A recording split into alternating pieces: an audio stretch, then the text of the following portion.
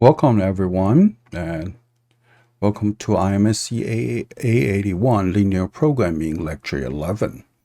And this lecture, we're going to talk about dual affine scaling algorithm. And then last lecture, we introduced a primal affine scaling algorithm. And the dual affine scaling algorithm is just using solving the dual problem instead of the primal problem. So let's take a look at some of the basic idea, and we're using the very similar concept as the primal affine scaling algorithm, and some of the similarity. However, the calculation eventually is more numerical stable. Convergence is a little bit faster than the primal affine scaling algorithm based on large a number of numerical experiments in the literature. So here what we have is the linear programming model and this feasible region in the dual problem. We call it D1 is a maximization problem of B transpose times omega, and the dual constraint will be A transpose times omega plus S. S is the slack variable equal to C, and S is non-negative, and the omega is unrestricted, basically, since the primal problem is equality, AX equal to B. We define the feasible region for D1, which is dual feasible region, equals to a set of points omega and S satisfy A transpose times omega plus S equal to C, and S is non-negative. And similarly, we can define the relative interior of the D, we call it D naught, equal to the relative interior of the D, and when S is strictly positive. And since omega is unrestricted, then there's really no point to restrict any of the omega value. Similarly, we have the basic idea, giving an initial dual solution omega naught and S naught, such that A transpose times omega naught times plus S naught equal to C, and S naught is strictly positive. And we want to calculate feasible improving direction, both feasible and improving, and we'll call it d omega and ds, such that A transpose times omega k plus beta prom times d omega k plus sk plus beta times dsk equal to C. And beta prom is the step size is strictly positive in that sense. And also, sk plus beta prom times dsk is strictly positive as well, so maintain the non-negativity constraint and to the dual problem, and also make sure the sk plus 1 is still in the relative interior of the feasible region. And also, the next one, make sure the direction itself is improving direction. So the B transpose times omega k plus beta prom times d omega k, it should be greater than, strictly greater than the dual objective function in the previous iteration, B transpose times omega k, for some beta prom between 0 and 1. So we need to find the beta step size beta k such that omega k equals to omega k plus 1 equal to omega k plus beta k times d omega k. And the updated dual slack sk plus 1 equal to previous dual slack sk plus beta k times dsk. And beta k is between 0 to this beta prom. And beta prom would usually refer as the maximum step size. It could be, but beta k will be the choice, the good choice between those. Okay, so we're going to start talking about the detail of each step. Of course, step number 1 is finding a feasible dual solution. Okay, and belongs to the relative interior of the original dual feasible region. This can be found using big M method or two-phase method like previous one, and we have a numerical example to show you how to do that later on. But here we'll concentrate on the theorem itself. Finding a feasible improving direction d omega k and dsk to maintain the due feasibility, okay, maintain the due constraint, and so A transpose times omega k equal to beta prom times d omega k plus sk plus beta prom times dsk equal to c for all the beta prom is greater than 0. And we know that the first part, okay, A transpose times omega k times sk, so this part and that part equal to c. So therefore, A transpose times d omega k plus dsk should be 0. We performed a similar affine scale transformation, define a matrix called capital SK equals to the diagonal has all the SK currently value in there. So U equals to SK inverse times SK, and we can forward transformation. And the inverse transformation, SK, the due slack, can be easily calculated by capital SK times UK. And UK always is a 1. And we can define also the DSK, which is a direction for the due slack, equal to SK times DUK. So DUK is the one we're trying to calculate in the beginning, and then we can do the inverse transform and calculate the direction for the dsk. Okay, so the first equation number 1, can be rewrite as A transpose times d omega k plus dsk equal to 0. Okay, and we can calculate, transform the dsk into duk by multiplying capital SK in front. All right. And then we're trying to, since SK is a fine scaling method, we can easily calculate the inverse. So multiply both sides of the equation by SK inverse. So SK inverse times A transpose times d omega k plus duk equal to 0.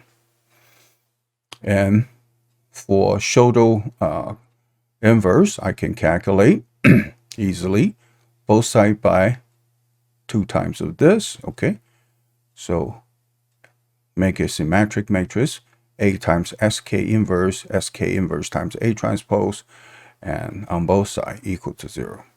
So equation 3 can be easily calculated by multiply the inverse of this, okay, in both sides.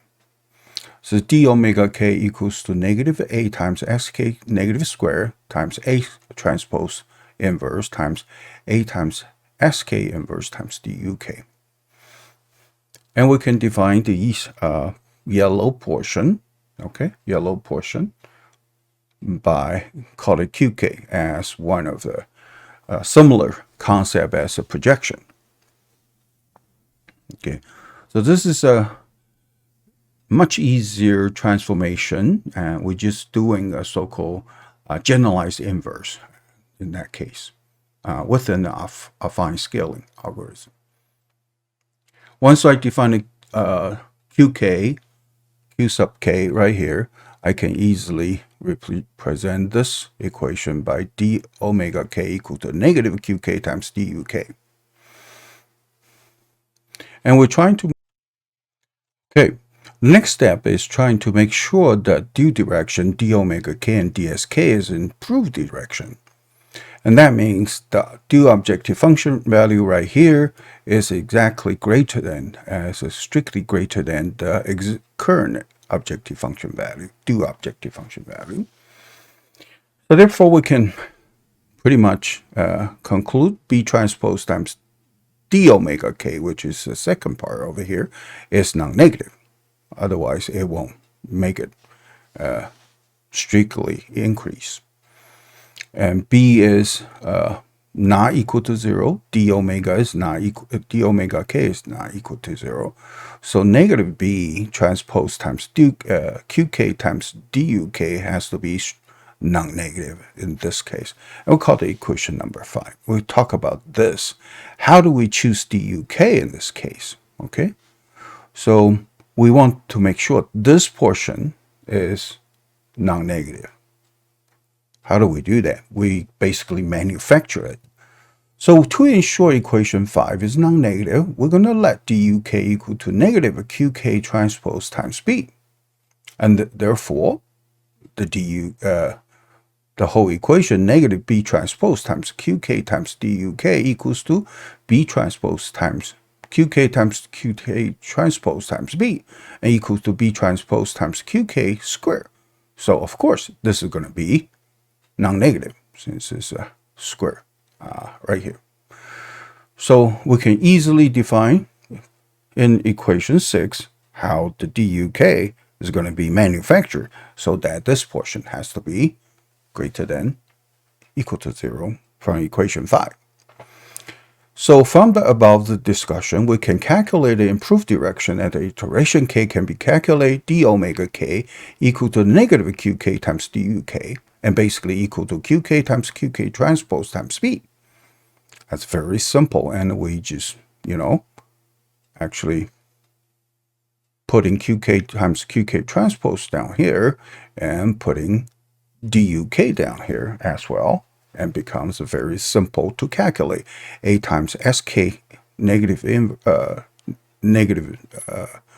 square and times A transpose times inverse times transpose times B.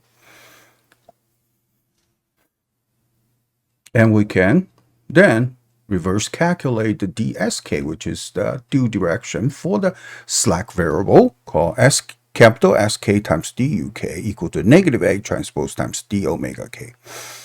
So this calculation just proved actually the due slack direction can be calculated by using the d omega k directly. Number 3 is for calculate the step size. The same thing, we're using a so-called minima ratio test to calculate the actually the maxima possible beta k is for any of the dsk has a negative value, okay, has negative value element. So that's the minima ratio test to begin with. And alpha right here is simply as a gamma we used to use, equal to 0.9, 0.92, 0.95, 0.99, depends on the situation. We talk about the update of alpha over each iteration, so make sure the final convergence's tolerance has to be matched. After we calculate beta k and dsk and d omega k due solution, and we can calculate both xk, ax equal to b and d omega k equal to this, then we can calculate the new primal solution in that case. And the primal solution xk can be calculated directly, equal to negative xk square, inverse square, and times dsk. So this is also fairly straightforward. The derivation actually looks a little bit involved and complicated, but the result is very straightforward, easy to calculate. And the benefits using the due affine scaling algorithm, and it has generally has better convergences behavior than the primal affine scaling algorithm. And due affine scaling algorithm is probably mostly less sensitive to numerical round-off error, because the calculation and update mostly involved in calculating d omega k right here. Okay, d omega k, the d omega k right here is this inverse is involving some of the inverse matrix and matrix multiplication. So slightly round-off error could happen, but not significantly. And the DUK is just used temporarily during the development, and is actually in the final algorithm was not used at all. It's just using the DUK as a symbolic calculation development. And we can summarize all the step in the next two slides. First, again, finding a initial feasible solution, omega naught and S naught. Second, define the capital Sk as a diagonal of Sk, okay, and compute the d omega k and dsk. And here, look again, we don't even need to duk, direction of u at all. U was just using for a development, and we can directly calculate d omega k and dsk directly. And after that, after I calculate d omega k and dsk right here in the step number 2, and I'm using check if the current solution is already optimal. If the dsk is smaller than convergence tolerance, we stop. The current due solution is optimal. And if the due slack is non-negative and due slack is non-negative, then as all we can stop, and this due problem is unbounded. Okay. Otherwise, go to the next step. We can calculate the primal solution equal to negative capital Sk inverse square times dsk, and we can directly calculate the primal solution easily. So here, and calculate dsk, calculate x does not involve too much of a round-off error. The only possible calculation, numerical precision problem will be in calculation of d omega k right here. Step number 5, I'm going to check if the optimality condition match. If the current solution are non-negative and the primal objective function value and the due objective function value actually close enough, we stop. We call the current solution is optimal. Okay, and this tolerance can be reached by fine-tuning this step size at each iteration called beta k using this minima ratio test, and the alpha can be starting from 0.9 and gradually converge to 0.999 and so on. So here is one can choose alpha equals to 0.99 times 1 over k to the power 1 over k is a good starting trial value. So as k go on and this value get closer and closer to 1, once it's reached to 1, it will reach to a corner point. After calculate step size, we just need to update my due solution omega k plus 1 equal to omega k plus beta k times d omega k, and sk plus 1 equals to the current sk plus beta k times dsk. And after that, we just update the iteration number, go back to iteration step 2 to calculate a new improving and feasible direction. Again, the last two slides and summarize the algorithm for due affine scaling algorithm. As you can see, and this algorithm is fairly easy and straightforward to calculate. The only complication will be in calculation of the d omega k right here. It requires an inverse right here. The inverse square of sk is easy to calculate as well, because sk is a strictly diagonal matrix. Okay. And this inverse easy to calculate. Its square is also easy to calculate without too much of a round-off error. The only possible place to have a numerical error is in the inverse of the whole thing. Okay, but also this portion is a symmetric matrix, positive definite matrix, symmetric matrix. We can use a specialized matrix effect decomposition method to solve that easily. And again, we're going to present a numerical example later on, but we will conclude this theoretical development lecture for due affine scaling method. We'll see you in the next lecture about primal and due affine scaling method. Thank you very much.